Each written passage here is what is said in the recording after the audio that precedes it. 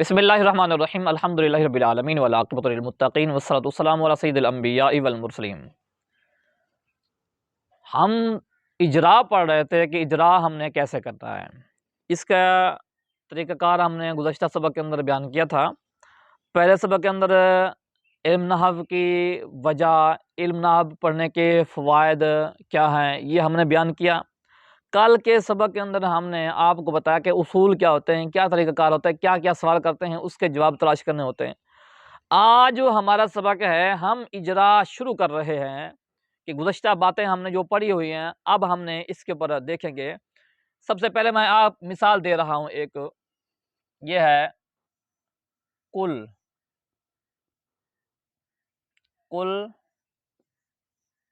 اعوذ ب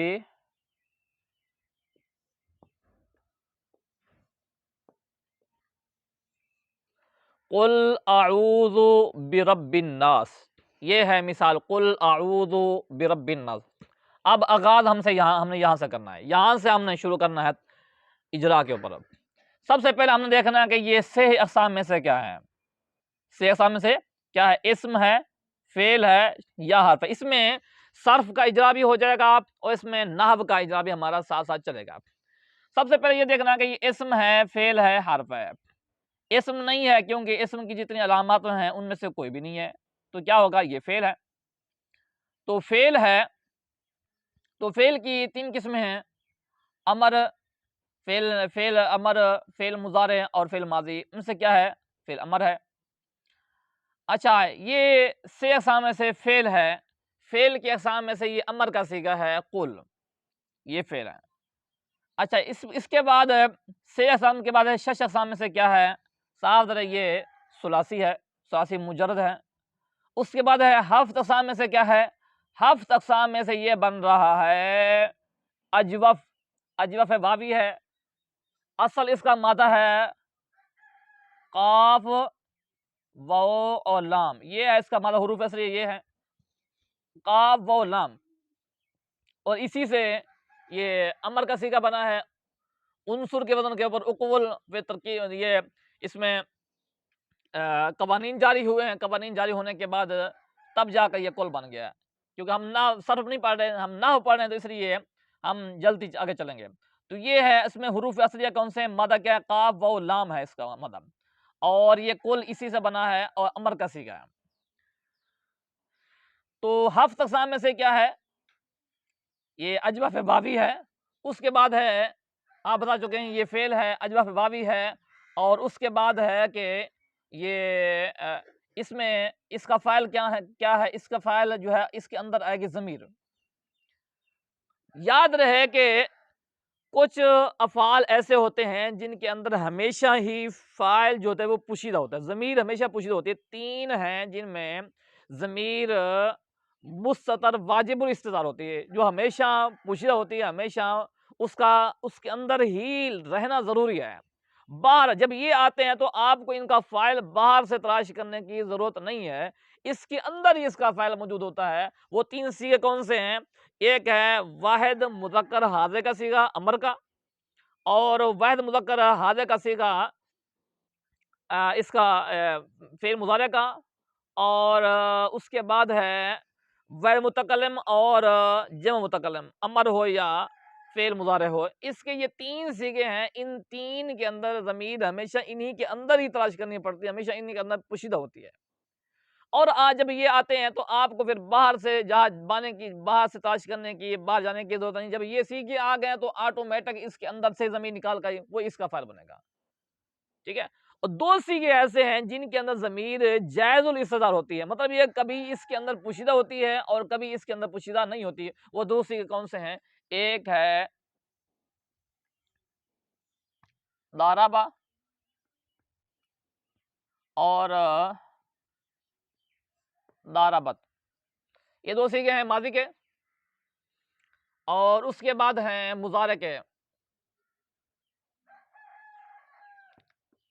یضرب واحد مذکر غائب کا صیغہ ہے، اور تضرب یہ واحد مؤنث غائب کا صیغہ ہے۔ تو ان کے اندر بھی ضمیر ہوتی ہے پوشیدہ، ان کے اندر بھی، ان کے اندر یہ زائد الاستعارہ، کبھی ان کے اندر ہوتی ہیں، کبھی ان کے اندر نہیں ہوتی ہے، کبھی ان کا فاعل ظاہر آتا ہے اسم ظاہر، کبھی اسم ضمیر ہوتا ہے، لیکن ان کا جو فاعل ہے وہ ہمیشہ اسم ضمیر ہوتا ہے، اور وہ ہے انتا۔ انتا کیونکہ متکلم کا واحد مذکر حاضر کا صیغہ ہے امر کا، تو لہذا اس کی ضمیر بھی حاضر کیا گیا، انتا ضمیر ہے اس کی جو اس کے اندر ہے۔ اب انتا ضمیر یہ کیا ہے؟ ساتھ ہی اسم ہے اور اس میں ضمیر ہے، اور یہ ضمیر میں سے یہ ضمیر مرفوع منفصل ہے، مرفوع ہے اور ہے بھی منفصل، یہ اس کے اندر ہمیشہ ضمیر تلاش کرنا، آپ کو بات جانے کی ضرورت کوئی نہیں ہے، ٹھیک ہے۔ اب پھر سوال پیدا ہوتا ہے کہ جناب یہ فعل مضارع کا صیغہ ہے، تو فعل مضارع کی جو اعراب کی جو قسمیں ہیں، ان اعراب کی قسموں میں سے یہ کون سی قسم آئے گی؟ فعل مضارع کے اعراب کی 4 قسمیں ہیں نا، ان میں سے یہ کون سی؟ ساتھ یہ پہلی قسم آئے گی۔ اس کے بعد اس کا یہ بھی ہوگا، سوال بھی ہوگا، اسم یعنی اسم نہیں ہے، فعل ہے، اور چلے اتنا ہی کافی کرنا اس کو، مزید اگر اس کو آگے جانا چاہیں فعل کی علامات بتا دیا کہ فعل کی جو علامات ہیں اس میں سے یہ فعل امر ہے، امر کیونکہ فعل کی علامت میں سے آتا ہے تو لہذا یہ فعل ہے۔ آگے آ جائیں، اس کو یہاں پر رہنے دیں، اب آ جائیں یہ اعوذ، اعوذ کے اوپر آتے ہیں، اعوذ حمزہ عین واو ذال، اعوذ یہ واحد متکلم کا صیغہ ہے اور یہ فعل مضارع کا صیغہ ہے، ٹھیک ہے۔ یہ کیا اسم ہے؟ فعل ہے، پہلے بتا چکے ہیں، یہ فعل کا صیغہ ہے، واحد متکلم کا صیغہ ہے، اور اس کے اندر بھی ضمیر جو ہے واحد متکلم کے اندر بھی ہمیشہ پوشیدہ ہوتی ہے، اور وہ ہے نا ضمیر، نا ضمیر اس کے اندر ہمیشہ پوشیدہ ہوتی ہے، اور اس کے بعد ہے یہ ہفتہ 6 اقسام میں سے بتا دیا کہ فعل، اور ہفتہ 6 اقسام میں سے یہ ہے ثلاثی ہے، اور ہفتہ اقسام میں سے یہ مثال ہے۔ اس کے بعد اس میں علامت فعل کی علامت کیا ہے؟ فعل مضارع ہونا، فعل مضارع ہونا بھی فعل کی علامت ہے۔ اس کے بعد یہ ادھر آ جائیں، با، یہ 6 اقسام میں سے کیا ہے؟ اسم ہے، فعل ہے یا حرف ہے؟ ساتھ رہے یہ با حرف ہے، حرف کیوں ہے؟ اس لیے کہ فعل کی علامت کوئی نہیں ہے، اسم کی علامت کوئی نہیں ہے، تو ساتھ رہے پھر حرف ہی ہوگا، جب دونوں میں سے علامت کسی نہ فعل کی ہو نہ اسم کی ہو، حرف ہے۔ تو جتنے بھی حروف ہوتے ہیں یہ سارے کے سارے حروف جو ہوتے ہیں یہ مبنی ہوتے ہیں، تو لہذا یہ مبنی ہے، اور رب یہ اسم ہے، فعل ہے یا حرف ہے، ساتھ رہے یہ اسم ہے۔ علامت اسم کیا ہے؟ اس کی علامت اسم یعنی کہ اسم کی کچھ علامت ہوتی ہیں، کوئی بھی لفظ آتا ہے اس کی کچھ علامات ہوتی ہیں، ہم کسی کو اسم کہتے ہیں تو اس کی کوئی وجہ ہوتی ہے، فعل کہتے ہیں، حرف کہتے ہیں تو کوئی وجہ ہوتی ہے۔ اب ہم نے حرف کہا ہے کیونکہ یہ اسم فعل کی علامت اس میں کوئی نہیں ہے، لہذا یہ حرف ہے۔ اب ہم رب کو اسم کہہ رہے ہیں کہ یہ 6 اقسام میں سے اسم ہے، اب 6 اقسام میں سے اسم ہے تو اس کے جو اسم ہونے کی وجہ کیا ہے؟